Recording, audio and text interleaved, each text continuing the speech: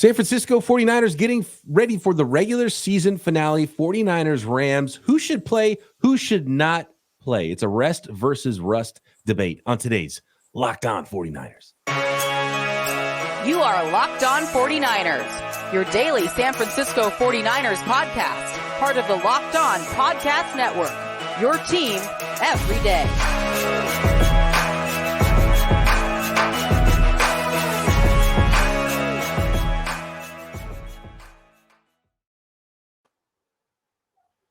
Welcome to Locked On 49ers. Brian Peacock and Eric Crocker with you as always, plus our very special Wednesday guest. I do want to thank everybody first for making us your first listen here on the Locked On Podcast Network, your team every day. Love all the everydayers out there. Make sure you are subscribed on YouTube and everywhere you get your podcast. Today's episode of Locked On 49ers is brought to you by Gametime. Download the Gametime app, create an account, and use code Locked On for $20 off your first purchase. And of course, being a Winky Wednesday, let's bring on today's guest. I don't buy it. We do ask that you dump your trash on the way out. Nicholas Winkler, Hit the wrong one. come on. That was good. Wow. Can't believe it.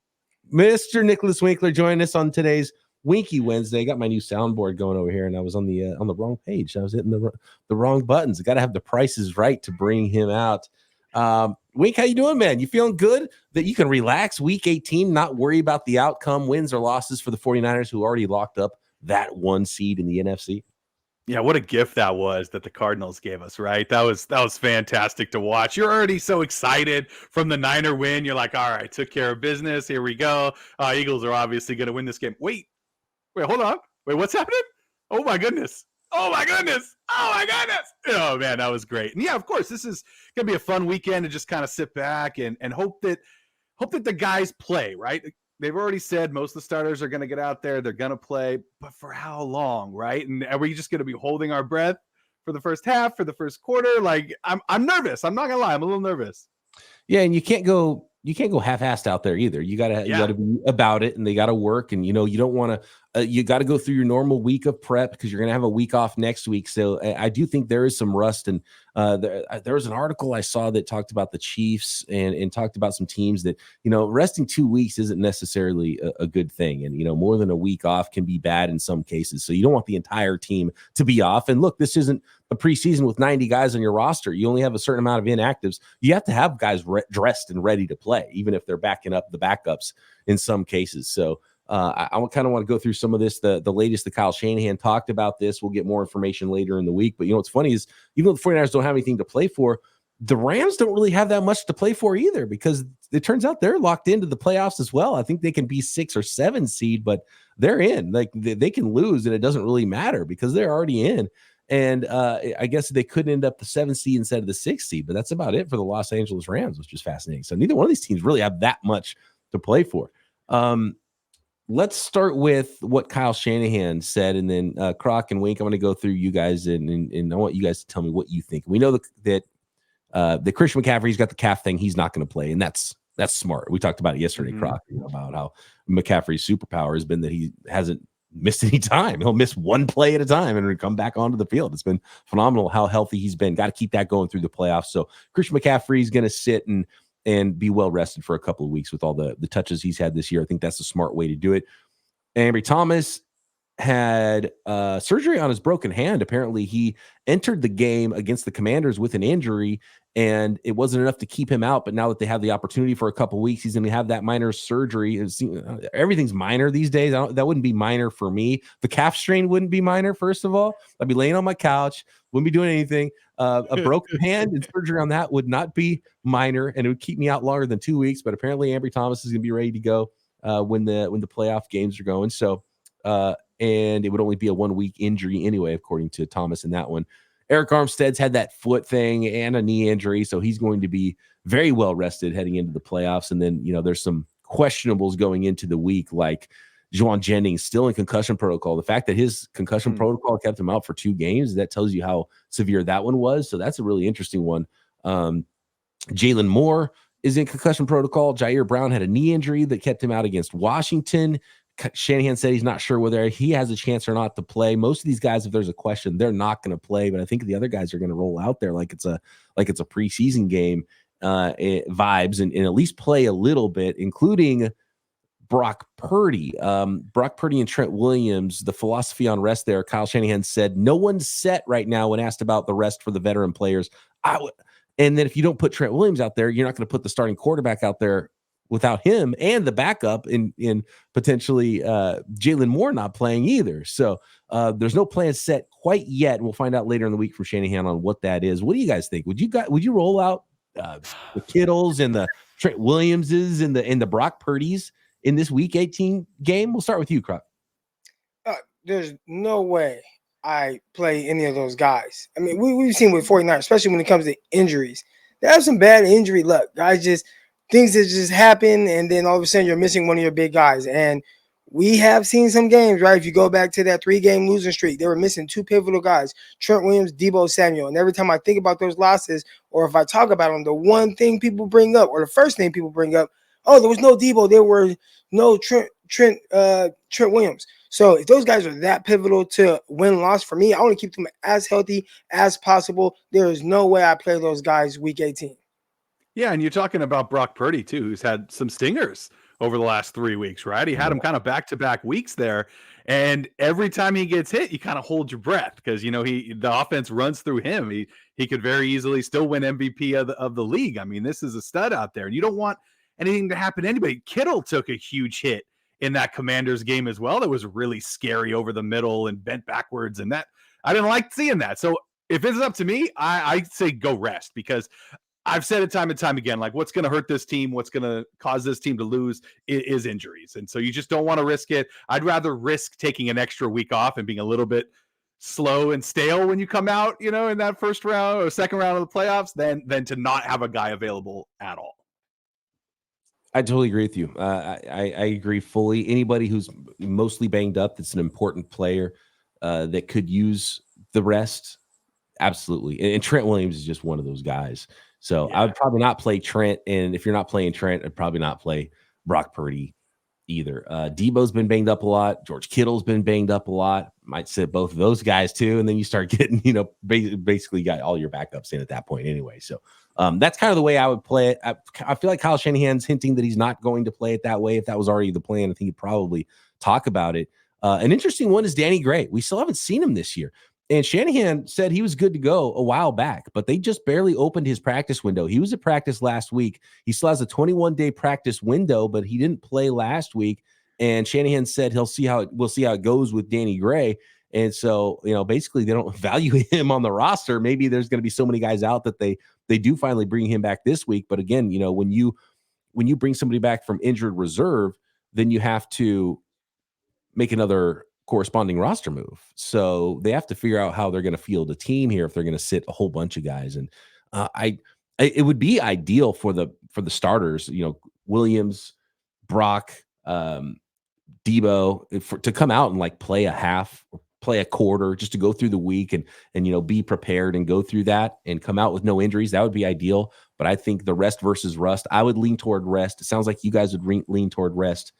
Kyle Shanahan, I think, is probably more worried about rust. That's just the way I feel like he's probably thinking about this. But we'll see how things end up going here. One reason next, guys, that Brock Purdy should go out there, he needs 2 more passing yards.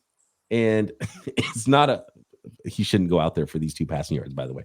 But I find it very interesting because Croc and I yesterday, we were talking about historically where Christian McCaffrey and Brock Purdy, if you didn't hear Tuesday's episode, you got to check it out. It was a fun one. We were talking about the best seasons for running backs and quarterbacks in 49ers history and where Brock Purdy and Christian McCaffrey rank amongst the best seasons ever.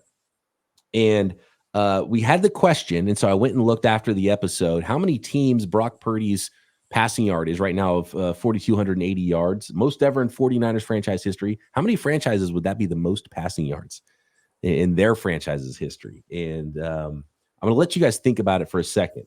Don't cheat. How many teams do you think the 4,280 yards, if Brock Purdy doesn't play in Week 18, how many franchises would that be the most passing yards in their franchise's history? We'll get into that next. And hospital balls is a conversation I'll talk about. Oh, yeah. And how about one receiver who would like to be a member of the San Francisco 49ers? Maybe that could happen someday. And we'll get to all those things next.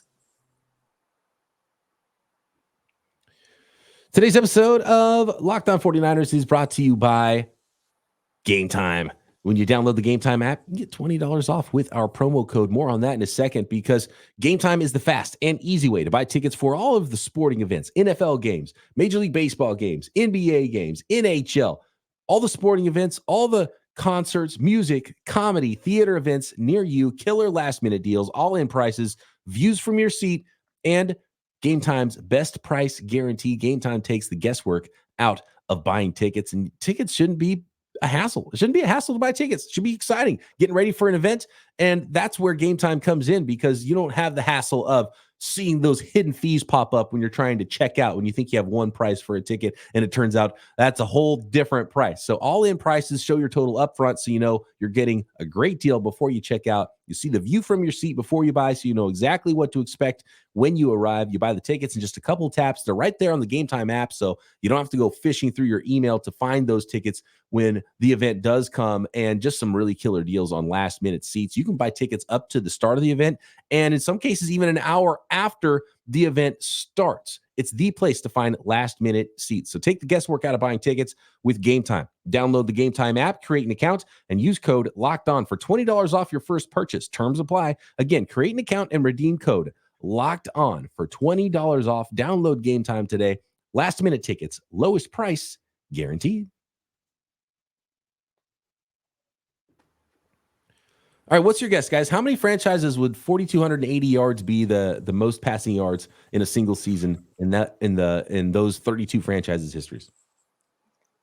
I've got to guess and say it would be the most for 15 franchises. So I'd say there's 19 other teams. Am I doing it? Is my math right? No, that's right. I was going to say 5. I think there's 5. Wink's going low. Wink's going low with 5. Croc's going 15. So about a little less than half the league for you, Croc. Yeah.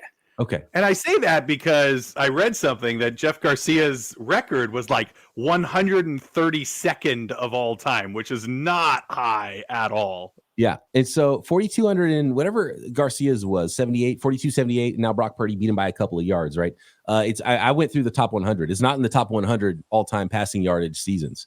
And the top 50 is like 4,600, so that total is a ways off. So which is crazy with Hall of Fame quarterbacks in the 49ers history. The 49ers never been a high volume passing team. It's been a balanced offense. Bill Walsh's offense, the West Coast offense, is more balanced than you think, and it's efficient, right? But it's not drop back, you're chucking the ball down the field. It's not Warren Moon. It's not Dan Marino. And those are some of the totals. So I was going through the franchise like, okay, 5,000 here, 4,800 here, 4,700, 5,200 yards here. Like, there's some big totals out there that have been put up over the last 20 years. And for some of these, you go to the New York Jets. They're one of them.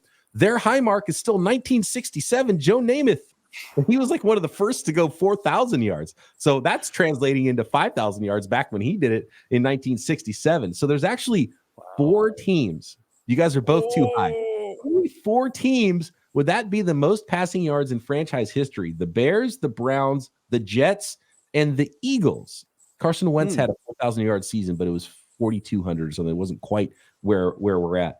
The Bears, obviously, they've had some of the worst quarterbacking for how storied that franchise is. The quarterbacks and passing games has not been what that franchise has been known for. The Browns have just been inept at quarterback pretty much the entire time. The 49ers have Hall of Fame quarterbacks, and that's what we're talking about. Only those 4 teams. But I bring up the 2 yards for one reason. Last year, Geno Smith, 4,282 yards, which was more than any of the totals that Russell Wilson put up. Russell Wilson put up a couple of 4,200-yard seasons. I think he had 4 total 4,000-yard seasons, but never more than 4,282, which was Geno Smith's total last year.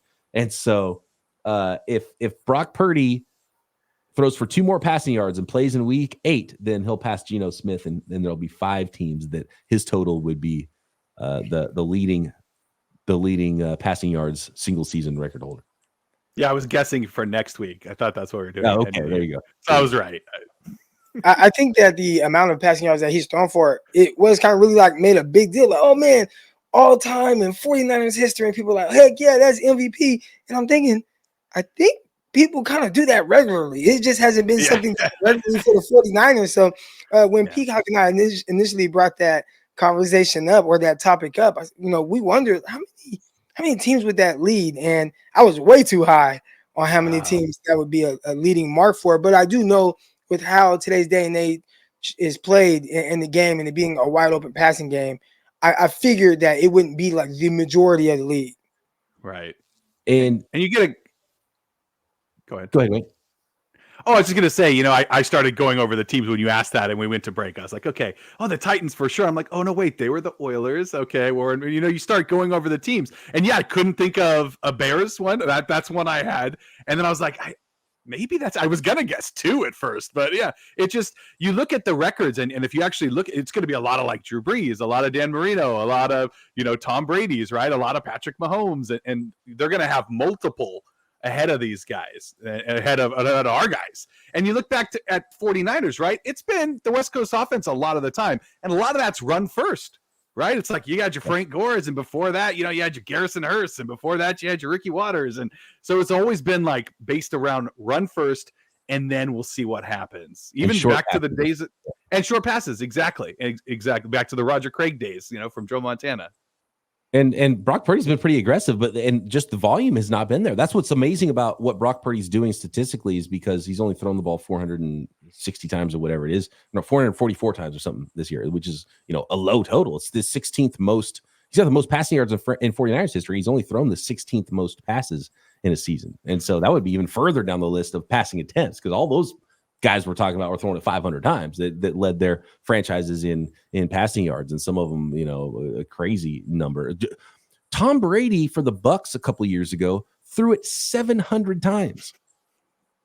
That's wild. It's 2 seasons for Brock Purdy, practically. So, but it led me to another idea, and Croc, you mentioned it yesterday when we were talking about this, and you mentioned it earlier today, Wink, is the hospital balls that get thrown. And it's not just Brock Purdy to George Kittle last week. It's we're in the day and age of the hospital ball offense. You couldn't throw those passes in past eras. And now it's like you go watch any team any week in the NFL. Oh, look at this crossing route right over towards the linebackers, but the linebackers can't light them up. That strong safety coming downhill cannot take your head off, or there's going to be a flag.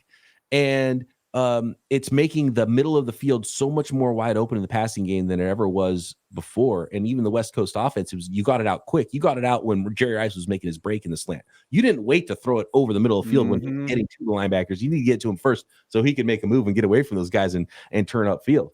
And, that's still the idea a lot. But you, especially the Niners, you look at Kyle Shanahan's offense, all the dig routes he's throwing that are crossing over the middle of the field. Like there's a lot of that stuff that was no-nos. And you see, it's not just Kyle Shanahan's offense; it's around the league. The current era of offenses is the hospital ball offense, and guys would be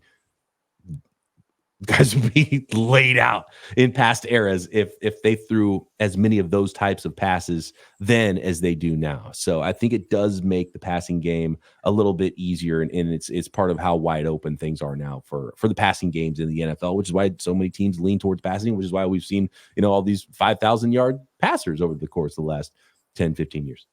I have been one of the guys who definitely complain about the way that the NFL game today is officiated. And a lot of times when it happened a couple of weeks ago with Michael Pittman Jr., where he's laying out for this ball, the DB hits him. All of a sudden, the DB not only gets ejected from that game, he was suspended for the rest of the year. And I'm like, when are people going to start holding quarterbacks accountable? Yep. Tom Brady has come out, and there's a lot of people, oh, man, rules were changed for Tom Brady. Yeah, rules to try to keep him healthier because you don't want I can't speak for everyone. I hate watching football games where the starting quarterback is not playing. So if they put a rule in where you can't go low and try to take a guy's ACL out in the pocket when he's kind of standing there and throw the ball, understandable. But these receivers going over the middle, throwing passes, and they get teed off on, why not throw a flag on the quarterback? Why do you make it to where it's already an impossible game to defend? And again, I know I always defend the defense, but it's almost virtually impossible to defend. Can't touch a guy. They already took away or they added illegal contact. The illegal contact is only in the NFL game. That is not in college. That is not in high school. And that was not in the NFL in the 90s in the game that we're talking about. So now they've taken that away. If you slightly touch a guy, they're throwing the flag. They're throwing these penalties. They're flagging you for everything. And now you are also responsible for keeping the offensive players healthy that's going out for a pass and the quarterback throws the ball, leading him into contact. I think it's kind of ridiculous.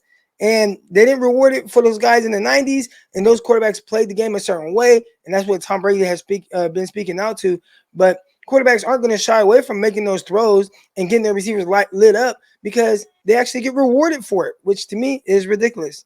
Yeah, I mean, if you grew up, you're of a certain age, that was what it was all about. The over the middle, hits, right? The Ronnie Lott's growing up, like Ronnie Lott's entire persona, like his entire career, can't even the whole body at someone like a missile, and it's just you can't do that. That is right to like take guys' heads off, but why are you making it something that the defense? It's like if you're, this is going to be a bad example, but it's the first thing that popped in my head. If your kid runs into a street after a ball or just runs into a street, right? You got a car, even if they're driving slow, all of a sudden your kid comes. Hopefully they slam on the brakes and don't get your child. But maybe they didn't see your kid. It was too last minute and they couldn't react. Boom. It's like, oh man, like it's 100% the car's fault that your kid just ran in the middle of the street. I don't know. I think in that instance, like if the parent was with them, I think the parent would be fully responsible. Like the quarterback should be responsible in your new penalty. It's almost as if those guys start suspending the quarterbacks. You throw a hospital ball and your guy gets lit up. Find him. Personal foul. It's like what you do in basketball, right? In basketball, you shoot a 3-pointer and you kick your foot out. What are they calling it? Offensive foul. Now, right? What do they call it? They're finding guys for flopping. All right. So now you guys want to do this ridiculous stuff. All right, we're gonna start hitting your pockets a little bit. Hit the quarterback's pockets, and we'll see if they start cleaning up some of these throws that they're throwing with no consequences. I like that. Flag the quarterback for throwing the hospital balls. For your with your scenario. Might have been a bad example, but you guys get my point. No. That's a good example. But it's almost like you're teaching your kids to run into the street. It's not even like you're trying to avoid it. You're like, hey, you know what? Let's stop looking both ways before we cross the street. That's the era of football. Because the penalty be on them. It'll be fine. So get us those extra yards. All right. Next, there's a certain player out there that wants to be a San Francisco 49er, and it speaks to the organization right now for the 49ers. Of course, we got Wink's Wish Watch coming up next. Today's episode of Locked On 49ers is brought to you by FanDuel, America's #1 sportsbook.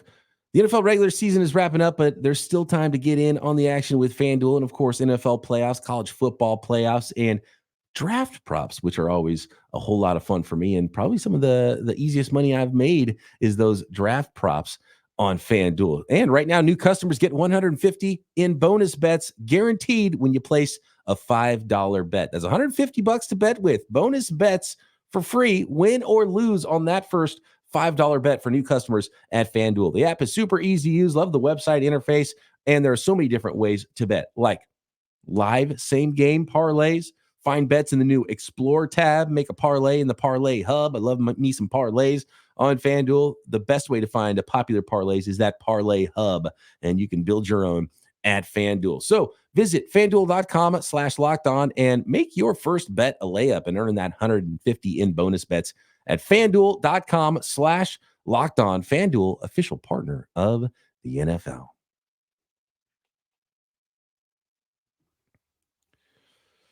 So how good is the 49ers organization? Well, it's the type of organization that players on other teams would like to play in. Other players want to be 49ers guys. Did you hear the quote from Terry McLaurin after the 49ers game at Washington? He said, quote, they've got a great staff over there. They've got great players. You can tell they love playing together. Hopefully I can be part of something like that.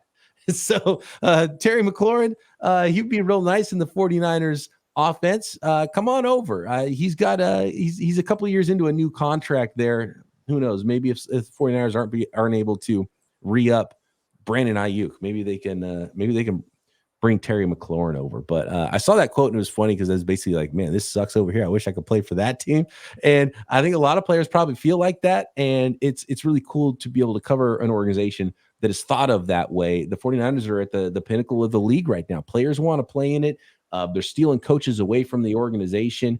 And they're one of the best teams in the NFL with a bye and home field advantage throughout the playoffs. The 49ers, the San Francisco 49ers are in a great spot right now. We just talked about historical seasons from both a running back and a quarterback during the same season. So 49ers fans, there might be a lot of weird stuff and a lot of noise about your favorite football team, and you get wrapped up and you start arguing with people about stupid stuff. Sit back and relax and take it all in and realize how good of a spot you have it, how good of a spot the San Francisco 49ers are in right now going into the playoffs here in early January 2024.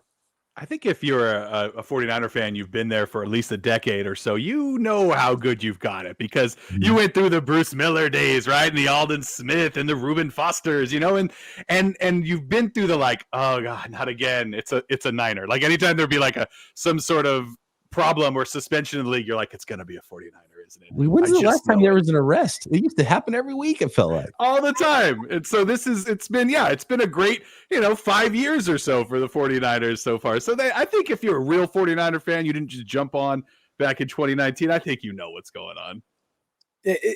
When you see like a winning organization, especially when you've been a part of a losing one, it is a drastic difference. And I've been on both sides of the spectrum when it comes to playing on winning or losing teams. The winning teams, the way they move, and not just winning teams, because you can be a winning team in New England and people kind of just hate being a part of that organization, but hey, you win and you learn how to be a champion. But then when you're winning and you have the environment that the 49ers have, I think that part might be a little rare, where it's like, wow, everybody gets along great. Everybody in the locker room, they love each other. You don't see guys beating up each other. I mean, you go back a few years, you see Colin Kaepernick, Aldon Smith, they're fighting over a girl and all that type of stuff.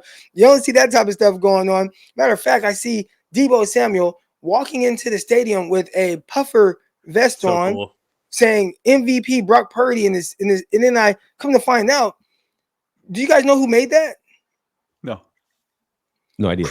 Kristen Juszczyk, Kyle Juszczyk's wife. First of all, she's an amazing fashion designer. I think I spent 30 minutes. I'm into fashion, but I'm not very fashion forward. I just like to look at this stuff and kind of admire it. I'm just not confident enough to go out on the limb and do those things. But check out her Instagram page because you can spend 30 minutes just scrolling through different designs, different things she wears. But she made that thing from scratch. And she actually made it from a jersey. It started off as a jersey, and then she like cuts it and does these things and sews it and stuffs it and all kind of crazy stuff. But that's how much this team loves each other. You got everybody chipping in. So why would you, if you're on a part of a losing team, losing organization, your owner has to sell the team. You have to change your team name because it's too offensive. Why would you not look across the field and look at the 49ers like, wow, they just look really happy. Everybody looks excited. I want to be a part of that too. Yeah, you see the Steelers wide receivers not blocking for the running backs. The 49ers running backs, Christian McCaffrey's probably stoked. He's got guys on the outside that are practically tight ends and offensive linemen blocking for him so hard out there at wide receiver. It's phenomenal. Absolutely. Well, you look at a team like the 49ers too. If you are like on, say, the Commanders, you look over, you're like, wow, that offense, amazing. Defense, maybe even better. Special teams, they got a guy like Mitch Wishnowsky, who once again, 2 punts, 2 inside the 20, just doing his thing week in and week out. And Jake Moody too. Let's not overlook what Moody's doing. He's making everything. I mean, it's top to bottom right now on this 49ers squad. It's great. Money Moody. By the way, did you see the 49ers, the TV that's in the locker room in Washington that they were watching the game on? They were watching the Eagles Cards game on. It's like, dude, I used to play N64 on that TV. Come on, dude. Like that's the type of organization Terry McLaurin's playing for. Come on over to the Bay, Terry. It reminded me of that Office episode where Michael's standing up watching his flat screen TV that Jen bought him that's like this tall in the corner of the room. The one that had the speakers built in on the side. Yep. All right, fantastic stuff. Wink, thanks for joining us here, as always, on another very successful Winky Wednesday. My pleasure, gentlemen. And thanks to all the listeners out there, all the everydayers. Thanks for making us your first listen on the Locked On Podcast Network, your team every day. And don't forget to check out Locked On's first ever launching of a 24/7 streaming channel on YouTube. Locked On Sports Today is here for you 24/7, covering the top sports stories of the day with local experts like Croc and myself. And of course, Locked On's national shows. You can find Peacock and Williamson among many others in there covering every league. Go to Locked On Sports Today on YouTube and subscribe to the first ever national sports 24/7 streaming channel. You can find it on your smart TVs as well, not your little tube televisions. Probably can't get it in the Washington Commanders locker room, but if you got a smart TV, Amazon Fire TV, I believe it's called, it's already on there, and it's going to be coming to others as well. Check it out. Locked On Sports Today. Croc and I back tomorrow. Locked On 49ers. See you. Can't believe it.